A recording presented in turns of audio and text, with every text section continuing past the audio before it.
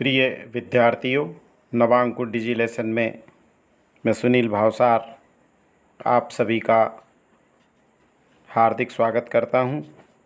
विद्यार्थियों, आज के डिजी लेसन में हम कक्षा 10 हिंदी क्षितिज के पाठ 1 पद की व्याख्या का अध्ययन करेंगे।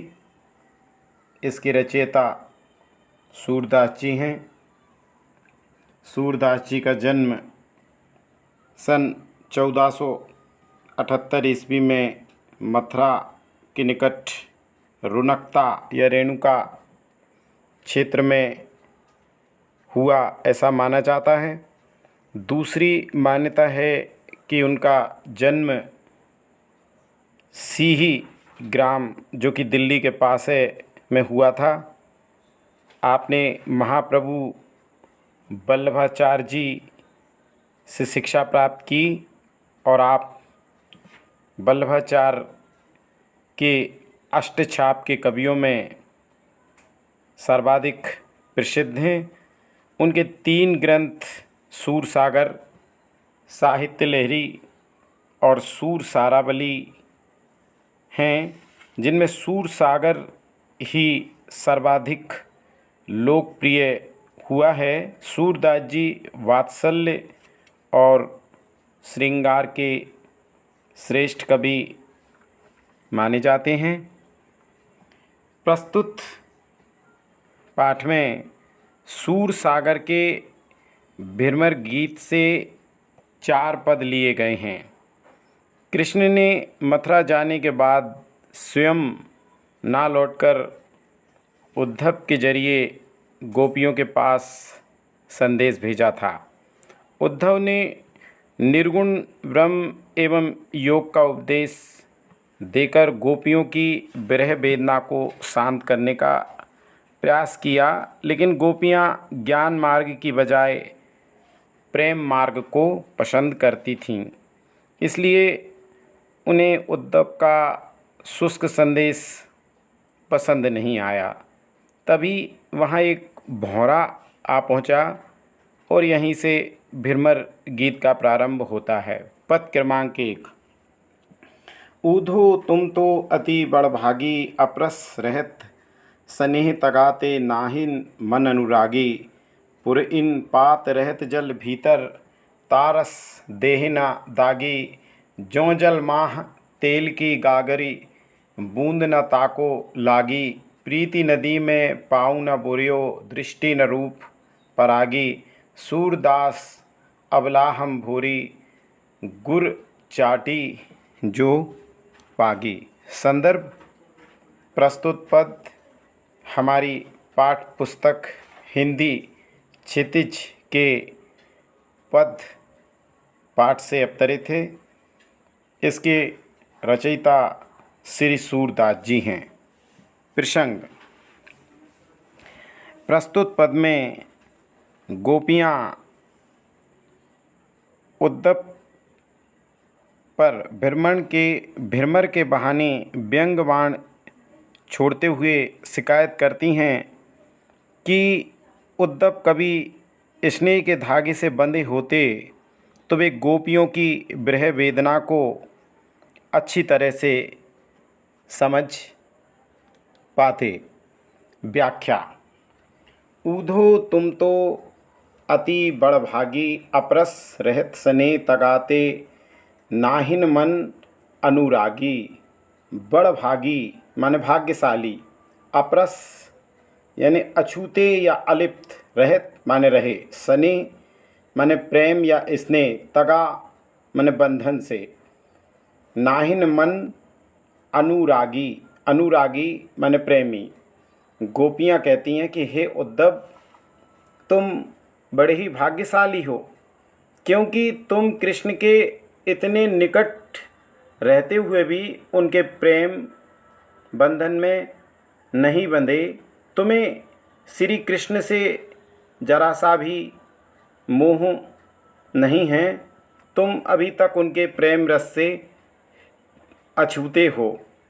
पूरा इन पात रहत जल भीतर, तारस देह न दागी, पुर इन पात यानी कमल का पत्ता। गोपियाँ कहती हैं कि हे उद्धव, तो कमल के उस पत्ते की तरह हो जो जल के भीतर रहकर भी गीला नहीं होता। ज्यों जल माह तेल की गागिरी, बूंद ना ताको लागी। जिस प्रकार तेल से भरी हुई गागर को पानी में डुबा देने पर भी उसमें पानी की एक बूंद नहीं ठहरती, ठीक उसी प्रकार कृष्ण रूपी प्रेम की नदी के पास रहकर भी उसमें स्नान करना तो दूर, तुम पर उनके प्रेम का एक छींटा भी नहीं पड़ा। प्रीति नदी में पाऊ ना बोरियो, पाऊ माने पैर, बोरियो माने डुबोया। प्रीति नदी माने प्रेम रूपी नदी, दृष्टि माने देखा, रूप परागी माने रूप का सौंदर्य। गोपियाँ कहती हैं कि हे उद्धव, तुमने कभी श्री कृष्ण रूपी प्रेम की नदी में अपने पैर तक नहीं डुबोए और ना कभी उनके रूप सौंदर्य का दर्शन किया। सूरदास अबलाहम भोरी, गुरु चाटी जो पागी। चाटी माने चिंटी, जो माने जिस प्रकार, गुर माने गुड़ से, पागी माने लिपटी रहती है। गोपियाँ कहती हैं हे उद्धव, तुम विद्वान हो जो कृष्ण के प्रेम में बंधे नहीं हो, लेकिन हम गोपियाँ तो बहुत भोली भाली हैं। हम तो कृष्ण के प्रेम में कुछ इस तरह बंध गईं जैसे गुड़ में चींटियाँ चिपक जाती हैं। इस प्रकार प्रस्तुत पद में गोपियाँ श्री कृष्ण के परम सखा उद्धव से अपनी मन की व्यथा को व्यंग्य रूप में कह रही हैं। विशेष प्रस्तुत पद में वियोग श्रृंगार रस, ज्यों जल माह तेल की गागर, गुरु चाटी जो पागी में उपमा अलंकार, प्रीति नदी में रूपक अलंकार और अनुप्रास साहित्यिक ब्रिज भाषा का प्रयोग व्यंग्यात्मक शैली है। पद क्रमांक दूसरा। मन की मन ही मांझ रही, कहिए जाय कौन पे ऊधो, नाही परत कही अवधि आधार आस।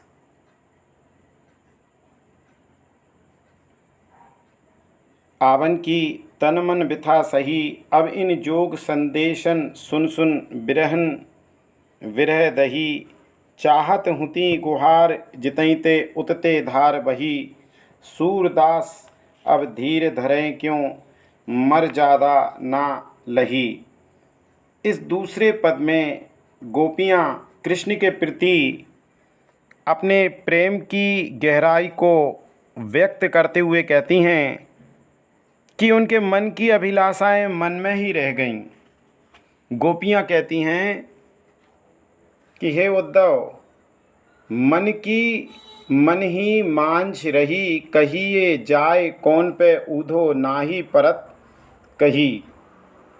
गोपियाँ कहती हैं कि कृष्ण के गोकुल से चले जाने के बाद उनके मन की सारी अभिलाषाएं उनके मन में ही रह गईं। वे कृष्ण से अपने मन की बात कहना चाहती थीं, लेकिन अब वो कभी भी अपने मन की बात श्री कृष्ण से कह नहीं पाएंगी और अब वो कृष्ण को संदेश भी नहीं भेजना चाहती हैं। अवधि आधार आस, आवन की तन मन बिथा सही, अब इन जोग संदेशन सुन सुन बिरहन बिरह दही। अवधि यानी समय, आधार माने आधार, आवन की माने आने की, आस माने आशा, विथा माने व्यथा, जोग माने योग, संदेशन माने संदेश, विरहिणी माने हम गृहिणियों की, विरह दही माने विरह की आग में जल रही हैं।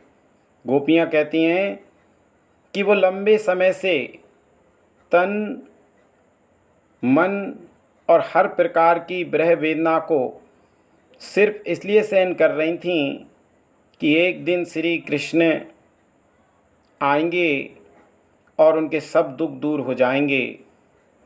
परंतु श्री कृष्ण ने हमारे लिए यह योग संदेश भेजकर हमें दुखी वृणियों को और दुखी कर दिया और हम विरह की अग्नि में और भी ज़्यादा जलने लगी हैं। चाहती हुती गुहार जितई थे, गुहार माने पुकारना, उतते धार वही, उत माने वहाँ से, धार माने योग की धारा, सूरदास अब धीर धरें क्यों, मर्यादा ना लही।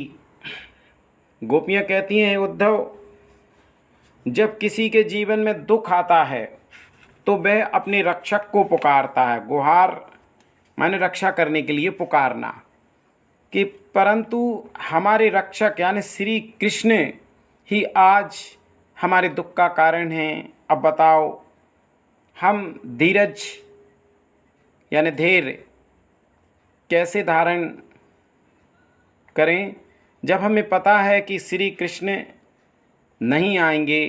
अब हमारी एकमात्र आशा भी टूट गई है।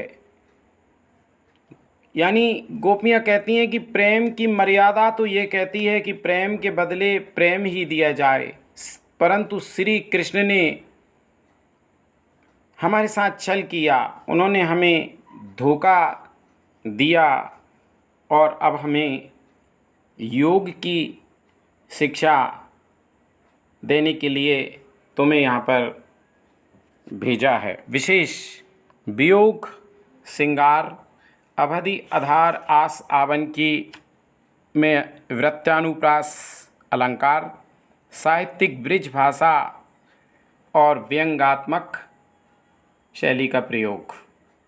पद क्रमांक 3। हमारे हरि हारिल की लकड़ी, मन क्रम बचन नंद नंदन और यह दृढ़ करी पकड़ी, जागत सोबत स्वप्न दिवस निसी, कान कान जकरी सुनत जोग लागत है ऐसो ज्यों करी ककरी, सूतो व्याधि हमको ले आए देखी सुनी न करी, यह तो सूरत नहीं ले सौंपो जिनके मन चकरी। प्रस्तुत पद में गोपियाँ उद्धव की योग साधना को कड़वी ककड़ी जैसा बताकर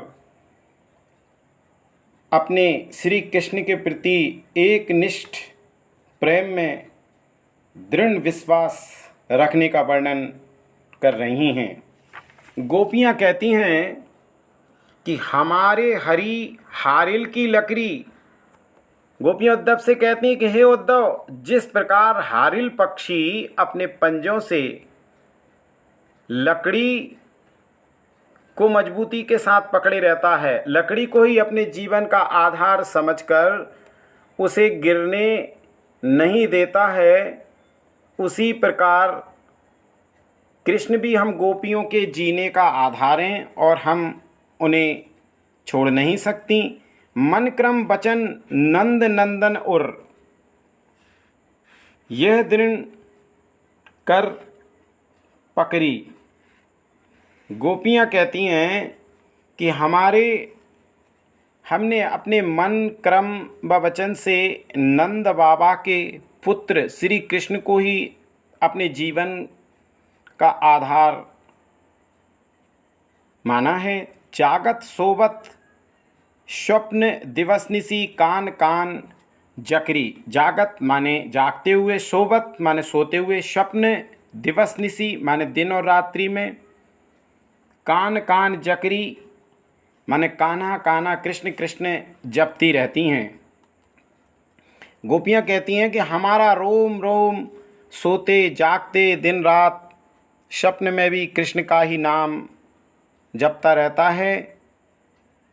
इसलिए वे कहती हैं सुनत जोग लागत है ऐसो। सुनत जोग, जोग माने योग, ऐसे लगता है उनको जैसे करुई, करुई माने कड़वी, ककरी माने ककड़ी हो। इसलिए गोपियाँ कहती हैं कि उद्धव का योग संदेश उन्हें किसी कड़वी ककड़ी के समान लगता है। सू तो व्याधि हमको ले आए, देखी सुनी ना करी। सू माने वह तो, व्याधि माने रोग, हमको ले आए, देखी सुनी ना करी।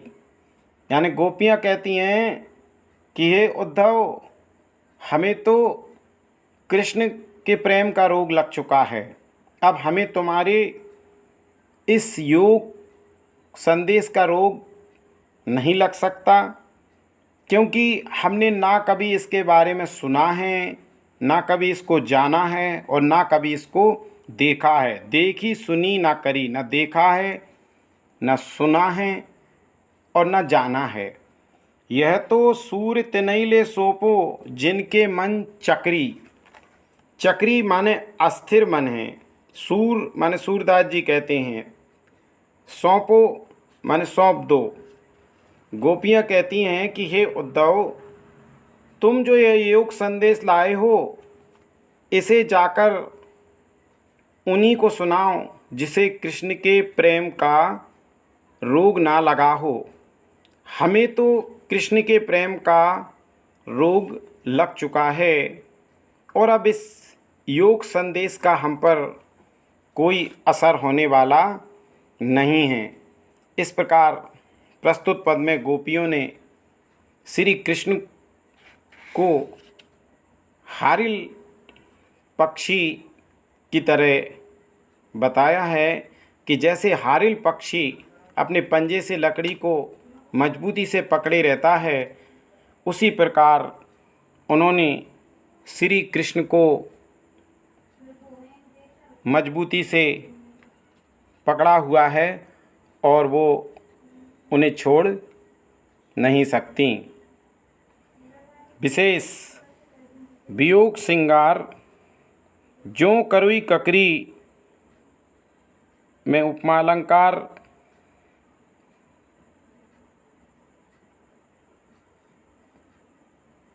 ब्रिज भाषा का प्रयोग व्यंग्यात्मक शैली। पद क्रमांक 4।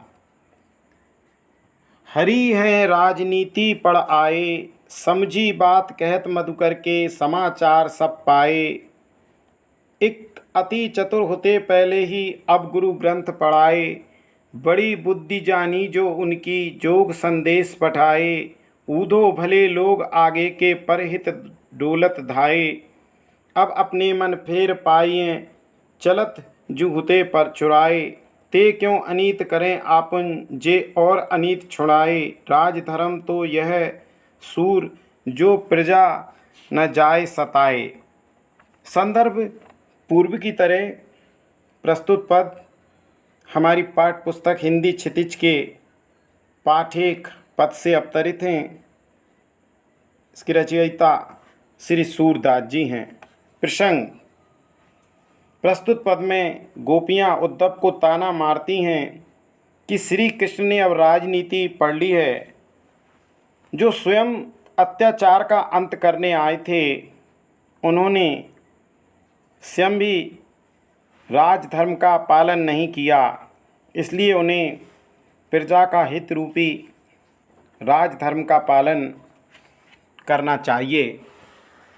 हरि हैं राजनीति पढ़ आए, समझी बात कहत मधुकर के, समाचार सब पाए। गोपियाँ कहती हैं कि उद्धव, श्री कृष्ण एक तो पहले से ही चालाक हैं और अब उन्होंने राजनीति भी बहुत पढ़ ली है। वह राजनीति पढ़कर और भी चतुर हो गए। एक अति चतुर होते पहले ही अब गुरु ग्रंथ पढ़ाए। गोपियाँ व्यंग्यपूर्ण उद्धव से कहती हैं कि वो किसी चतुर राजनीतिक की तरह हो गए हैं, इसलिए उन्होंने स्वयं ना आकर उद्धव को हमारे पास भेजा।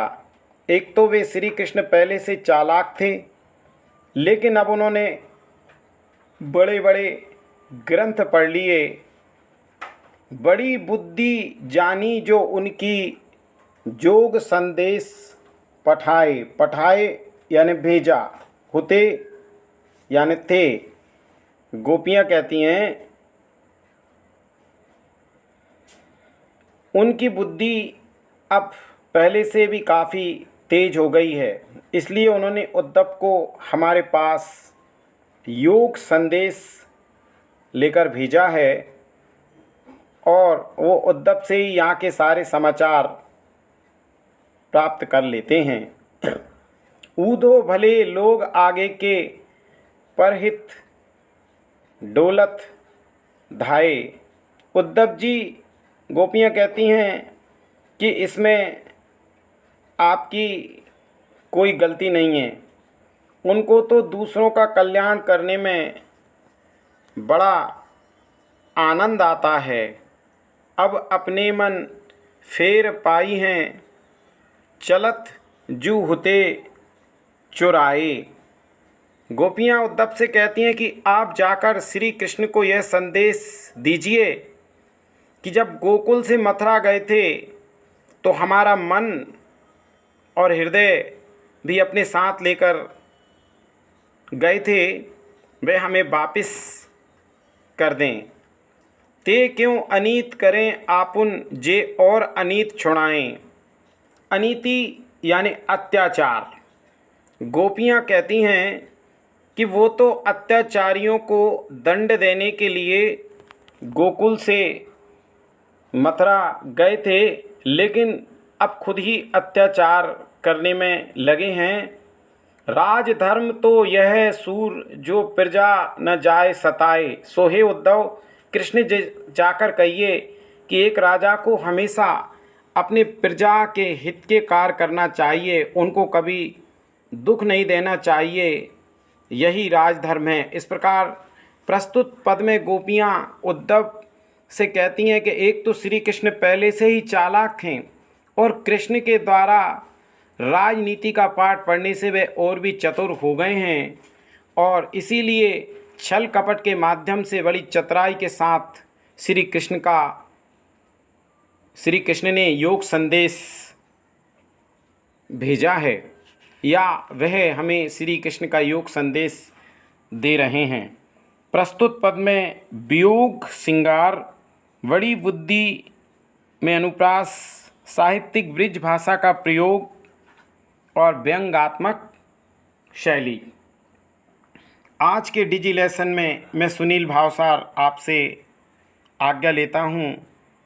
अगले डिजी लेसन में इसी पाठ के प्रश्नोत्तरों के साथ फिर से मिलेंगे। आप सभी का बहुत बहुत धन्यवाद।